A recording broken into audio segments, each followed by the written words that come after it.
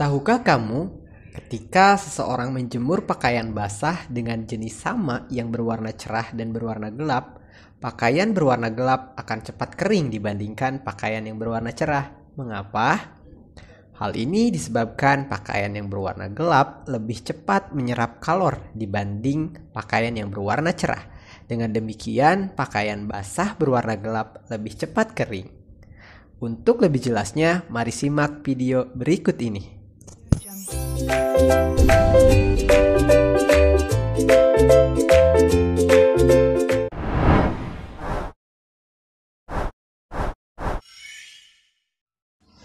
Assalamualaikum warahmatullahi wabarakatuh. Apa kabar semuanya? Semoga selalu dalam keadaan sehat. Bersama saya Muhammad Zain Elhaq dengan NIM 228001900048 dari Pendidikan Fisika B 2019 Universitas Sultan Ageng Tirtayasa. Pada pertemuan kali ini kita akan membahas mengenai konsep dan fenomena kuantum, terkhusus pada bab konsep foton dan efek fotolistrik pada mata kuliah Fisika Sekolah 3 dengan dosen pengampu Ibu Yuvita Oktarisa, PhD. Selamat menyaksikan dan selamat menonton. Ya, sebelum memulai pertemuan pada kali ini, mari kita berdoa terlebih. Berdoa dimulai. Berdoa selesai. Ya, pada pembahasan sebelumnya yaitu mengenai fisika klasik, bahwasanya teori fisika klasik menganggap bahwa cahaya merupakan gelombang ternyata tidak dapat menerangkan spektrum radiasi benda hitam. Maka Max Planck beranggapan bahwa cahaya dapat dianggap sebagai partikel. Teori ini diperkuat dengan adanya fenomena efek fotolistrik dan efek Compton. Sampai saat ini para ilmuwan masih beranggapan bahwa cahaya mempunyai sifat dualisme, yaitu sebagai gelombang dan partikel. Untuk memahami bagaimana hal ini bisa terjadi, maka pelajarilah bab ini dengan seksama. Adapun tujuan pembelajaran kali ini, siswa diharapkan mampu mengetahui dan menganalisis secara kualitatif gejala kuantum yang mencakup hakikat dan sifat radiasi benda hitam serta efek fotolistrik.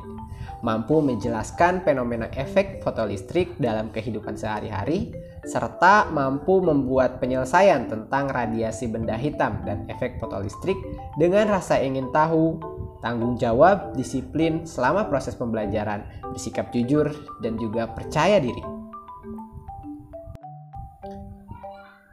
Pada kesempatan kali ini, kita akan membahas mengenai konsep dan fenomena kuantum dengan subbab pertama mengenai radiasi benda hitam, hukum pergeseran Wien, dan teori klasik serta kuantum Max Planck. Dan selanjutnya subbab kedua mengenai efek fotolistrik. Pada pembahasan pertama ini yaitu mengenai radiasi benda hitam.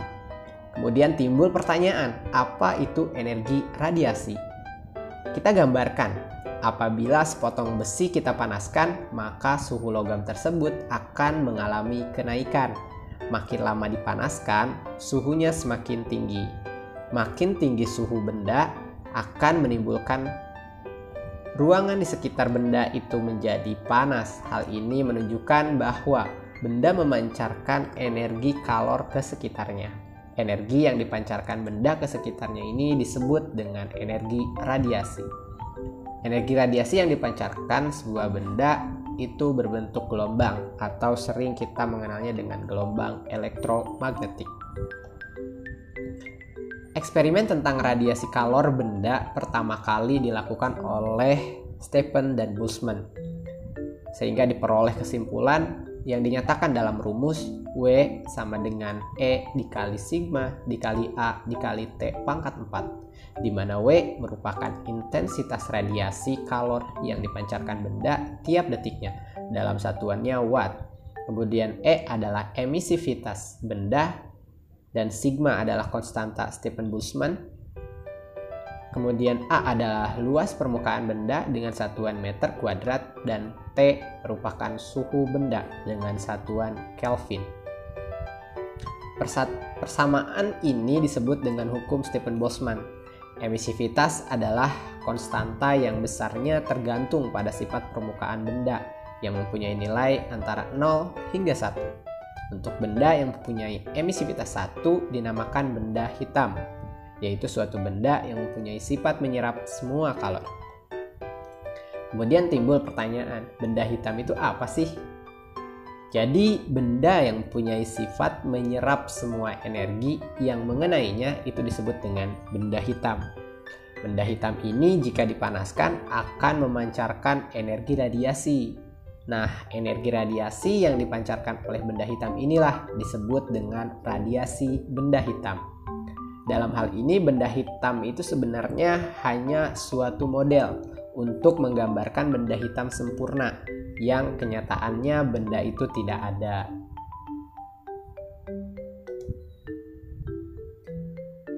Nah, kemudian setelah memahami materi mengenai radiasi benda hitam, mari sama-sama selesaikan contoh soal berikut ini, di mana soalnya adalah tentukan energi radiasi yang dipancarkan oleh sebuah benda yang memiliki luas 200 cm2 yang suhunya 127 derajat Celcius. Jika diketahui emisivitas bendanya yaitu 0,5. Langsung saja penyelesaian dari soal kita mengetahui bahwa A yaitu 200 cm2 atau kita rubah kepada meter kuadrat sehingga nilainya menjadi 2 dikali 10 pangkat min 2. Kemudian suhunya diketahui 127 derajat Celcius, dan pada persamaan Stephen Boltzmann ini harus dirubah dulu ke Kelvin sehingga dirubah menjadi 400 Kelvin. Emisivitasnya 0,5 dan sigmanya 5,67 dikali 10 pangkat min 8 W M min pangkat min 2 K pangkat min 4. Kemudian yang ditanyakan adalah W atau energi radiasi yang dipancarkan oleh sebuah benda. Sehingga langsung saja kita jawab, masukkan rumus W sama dengan E dikali sigma dikali A dikali T pangkat 4. Substitusikan pada rumus nilai-nilai yang tadi diketahui, maka menghasilkan 14,5152 W per M kuadrat. Pembahasan selanjutnya yaitu mengenai hukum pergeseran Wien, di mana jika sebuah benda hitam dipanaskan, maka benda itu suhunya akan naik dan warnanya akan berubah dari merah tua bergeser ke arah sinar putih. Nah, pergeseran warna benda tersebut menunjukkan bahwa pancaran energi radiasi semakin tinggi suhunya, semakin besar frekuensi gelombang elektromagnetik yang dipancarkan benda tersebut, dan semakin lengkap gelombang elektromagnetik yang dipancarkan. Sebagaimana penjelasannya pada gambar 7.2 mengenai pergeseran Wien untuk spektrum radiasi benda hitam. Adapun hukum pergeseran Wien yang dirumuskan yaitu lambda maksimum dikali T sama dengan C, di mana lambda maksimum adalah panjang gelombang yang membawa energi maksimum, kemudian T adalah suhu benda dengan satuan Kelvin, dan C adalah konstanta Wien yaitu senilai 2,898 kali 10 pangkat min 3 MK.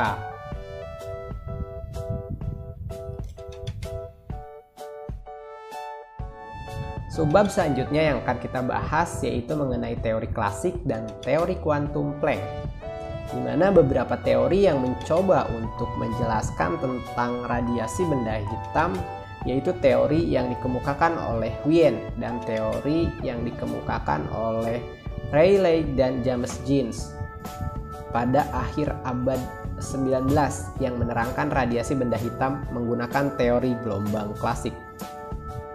Di mana menurut Wien, teori yang dikemukakan Wien hanya cocok untuk menjelaskan radiasi benda hitam pada daerah panjang gelombang pendek, tetapi tidak cocok untuk daerah panjang gelombang yang panjang. Kemudian menurut Lord Rayleigh dan James Jeans, teori beliau atau teori mereka dapat menjelaskan radiasi benda hitam pada daerah panjang gelombang yang panjang, tetapi gagal untuk menjelaskan pada panjang gelombang yang pendek, atau kebalikan dari teori yang dikemukakan oleh Wien. Sehingga akhirnya penjelasan yang dikemukakan oleh Max Planck yang sesuai dengan spektrum radiasi benda hitam pada akhir tahun 1900-an, Max Planck mengemukakan pendapatnya yang tentunya sangat radikal, karena apa yang dikemukakan Max Planck sangat bertentangan dengan pendapat saat itu, di mana menurut Max Planck bahwa energi radiasi benda hitam dipancarkan tidak secara kontinu, tetapi secara diskontinu, yaitu pancaran radiasi benda hitam dipancarkan dalam bentuk paket-paket energi yang disebut kuanta, atau kemudian lebih dikenal dengan sebutan foton. Kemudian untuk menguatkan gagasannya, Max Planck mengeluarkan asumsinya bahwa energi radiasi yang dipancarkan oleh getaran atom-atom benda hitam berbentuk diskret atau diskontinu, yaitu berupa paket-paket energi yang besarnya yaitu E sama dengan NhF, dengan N adalah bilangan kuantum dan F adalah frekuensi getaran atom, serta H adalah konstanta Planck yang besarnya 6,625 dikali 10 pangkat min 34 Joule second. Kemudian yang kedua, molekul-molekul atau atom-atom akan memancarkan atau menyerap energi dalam bentuk paket-paket energi yang disebut dengan foton atau kuantum. Setiap foton memiliki energi sebesar Hf. Jika suatu atom menyerap satu foton, energinya juga bertambah sebesar Hf. Dan begitu pun sebaliknya, jika memancarkan satu foton, energinya akan berkurang sebesar Hf. Kemudian gambar di samping atau gambar 73 ini menggambarkan tingkat-tingkat energi atom atau molekul. Nah, teori-teori yang dikemukakan sebelum tahun 1900-an itu sering disebut dengan fisika klasik, sedangkan teori setelah tahun 1900 yang dengan diwakili teori kuantum Planck ini disebut dengan fisika modern. Kemudian gagasan Max Planck ini baru menyangkut permukaan benda hitam saja. Ini akan dilanjut kemudian oleh Albert Einstein yang memperluasnya menjadi lebih luas dengan menggunakan teori kuantum, bahwa cahaya merupakan pancaran paket-paket energi yang disebut dengan foton. Setelah memahami materi tersebut, seperti biasa, mari sama-sama selesaikan contoh soal berikut ini, di mana soalnya adalah hitunglah energi foton dari gelombang cahaya yang memiliki frekuensi 5 kali 10 pangkat 14 Hz, di mana H sama dengan atau konstanta Planck yaitu sebesar 6,62 kali 10 pangkat 34 J/s, di mana 1 eV sama dengan 1,6 dikali 10 pangkat min 19 Joule, atau 1 Joule-nya setara dengan 1 eV. Langsung saja pada penyelesaian, diketahui tadi konstanta Planck yaitu H sebesar 6,62 dikali 10 pangkat 34 J/s, dan frekuensinya yaitu 5 dikali 10 pangkat 14 Hz. Yang ditanyakan adalah E-nya atau energi foton. Langsung saja jawab, di mana rumusnya tadi diketahui bahwa E sama dengan H dikali F. Substitusi H dan F-nya dikalikan, maka menghasilkan energi foton sebesar 33,1 dikali 10 pangkat min 19 Joule, atau setara dengan 20,69 eV jika kita konversi kepada satuannya eV. Kurang lebih seperti itu, teman-teman. Materi terakhir pada pertemuan kali ini yaitu efek fotolistrik. Efek fotolistrik ini merupakan hadiah Nobel dari Albert Einstein ya. Dimana penjelasan dari Einstein bahwa fotolistrik itu terjadi ketika foton dengan energi yang cukup menabrak elektron di permukaan logam, sehingga elektron tersebut terpelanting, di mana satu foton akan menabrak satu elektron. Nah, peningkatan intensitas radiasi atau jumlah foton akan meningkatkan jumlah elektron yang terpental sehingga kuat arusnya pun akan meningkat. Nah, jika digunakan radiasi dengan energi lebih tinggi, maka elektron akan terpental dengan energi yang lebih besar sehingga lebih banyak elektron yang sampai ke anoda, dan dengan demikian kuat arus pun jadi meningkat. Ya, dari pembahasan tersebut bahwa efek fotolistrik ini secara sederhananya merupakan peristiwa yang dimana logam yang ketika disinari dengan cahaya itu kemudian menghasilkan arus listrik, atau di sini saya mencantumkan elektron yang bergerak karena sejatinya arus listrik itu merupakan muatan yang bergerak. Sehingga dari hal ini ada 3 kata yang bisa kita tarik, yaitu logam, cahaya, dan elektron. Pertama mengenai logam, bahwa logam ini nantinya bergantung jenisnya, selalu memiliki nilai namanya nilai energi minimum agar elektron yang ada di dalamnya tetap terjaga di dalam logam.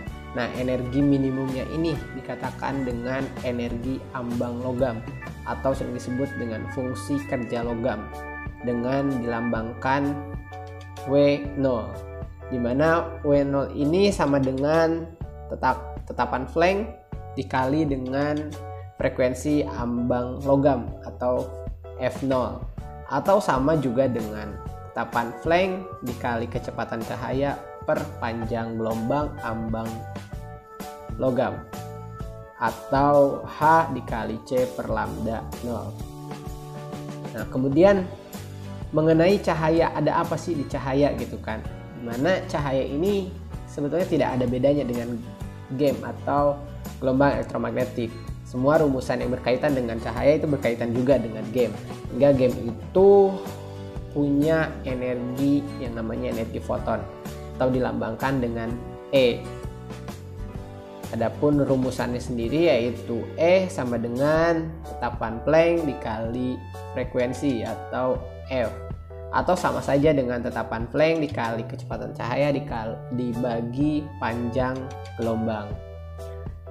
Kemudian yang ketiga yaitu mengenai elektron sendiri. Elektron ini berhubungan dengan arus listrik gitu, yang mana elektron yang bergerak. Ya, tadi pada penjelasan dari Einstein bahwa fotolistrik ini terjadi ketika foton dengan energi yang cukup besar itu menabrak elektron di permukaan logam sehingga elektron tersebut terpelanting atau bergerak dari katoda menuju anoda. Nah, perpindahan dari katoda menuju anoda ini elektron memiliki sebuah energi, yaitu energi kinetik, di mana energi kinetik ini dilambangkan dengan EK. Tetapi energi kinetik ini berbeda, bukan energi kinetik yang setengah dikali mv kuadrat. Tapi EK di sini merupakan pengurangan dari energi foton dengan energi ambang batas, sehingga dapat dirumuskan energi kinetik maksimum ini sama dengan energi foton dikurangi energi ambang logam. Atau tadi diketahui bahwa energi foton adalah tetapan Planck dikali frekuensi, dan energi ambang logam yaitu tetapan Planck dikali frekuensi ambang logam, sehingga dapat dituliskan dengan tetapan Planck dikali frekuensi dikurangi frekuensi ambang logam. Kemudian ada mengenai potensial henti. Tadi dikatakan bahwa elektron ini bergerak dari katoda menuju anoda sehingga ada potensial hentinya, di mana persamaannya ada dari EK max sama dengan W listrik, di mana EK max sama dengan muatan elektron dikurangi potensial stopping atau Vs, sehingga potensial hentinya sama dengan EK max dikurangi muatan elektron. Seperti itu. Ya, setelah memahami semua materi mengenai konsep dan fenomena foton, juga sudah melihat contoh soal dan pembahasannya, di sini ada tugas yang harus kalian kerjakan secara mandiri di rumah dan silahkan dikumpulkan pada pertemuan selanjutnya. Yaitu soalnya sebuah logam mempunyai frekuensi ambang 4 kali 10 pangkat 14 Hz. Jika logam tersebut dijatuhi foton, ternyata elektron foto yang dari permukaan logam memiliki energi kinetik maksimum sebesar 19,86 dikali 10 pangkat min 12 Joule. Hitunglah frekuensi foton tersebut dengan diketahui tetapan Planck-nya yaitu 6,62 dikali 10 pangkat min 34 Joule second. Kemudian ada tugas mandiri mengenai aplikasi efek fotolistrik. Ya, dari semua materi yang sudah disampaikan dapat disimpulkan bahwa ada 6 poin yang teman-teman bisa disimak baik-baik mengenai kesimpulannya.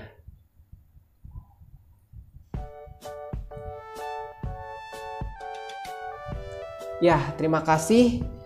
Pada pertemuan selanjutnya kita akan membahas mengenai efek Compton dan sinar X. Dan jangan lupa untuk mengerjakan tugasnya. Kita akhiri pertemuan kali ini dengan berdoa. Berdoa dimulai. Berdoa selesai. Terima kasih.